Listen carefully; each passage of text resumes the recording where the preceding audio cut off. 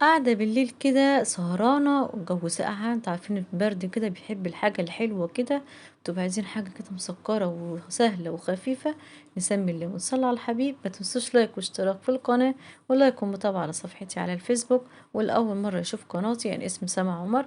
أول حاجة كده هجيب 3 كوبايات من الحليب. تمام، هحط عليهم كيس من الكريم كراميل. انا هاخد البودر بس مش هاخد الكراميل. الكراميل ده هنركنه كده هنحتاجه في الاخر. هاخد البودر بس كده واحطه على الحليب. تمام. بعد كده بجيب معلقتين من الكاستر.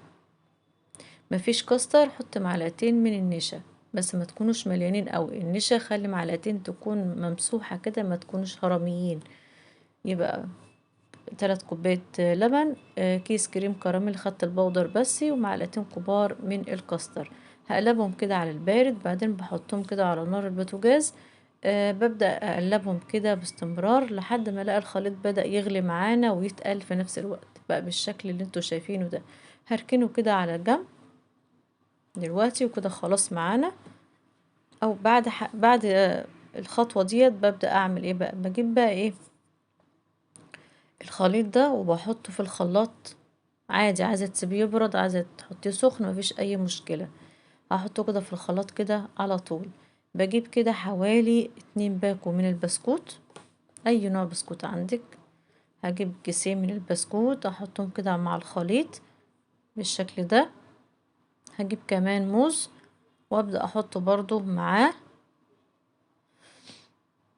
احط كده حوالي 3 موزات بس كده. هضربهم كويس جدا لحد ما تبقى ناعم وبقت بالشكل ده. شايفين السمك بتاعها حلو جدا.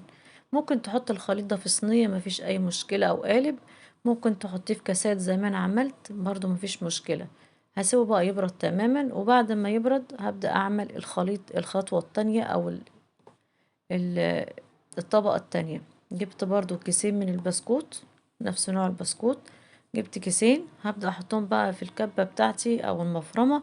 انا عايزة اخليهم ناعمين بالشكل ده. بعد ما نعموا معايا بجيب كده حوالي معلقتين كده كبار من اللبن، وهبدأ برضو اخلطهم كويس جدا. انا عايزاها تبقى ايه حبيبات رملية بالشكل ده.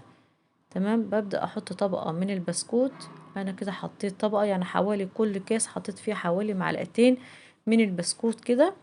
ببدأ افرده بقت طبقة من البسكوت كده بسيطة بالشكل ده. شايفين كده خلصت الطبقة التانية. كان عندي كريم شانتيه اساسا موجود، كان فايض من وصفة يعني، وكنت حطاه في الفريزر كده في علبة فطلعته يفك معايا. وببدأ احط طبقة كده من الكريم شانتيه على الوش كده، وبسويها بعملها شكل كده، الشكل اللي هو المشرشط ده، تديها منظر يعني حلو يعني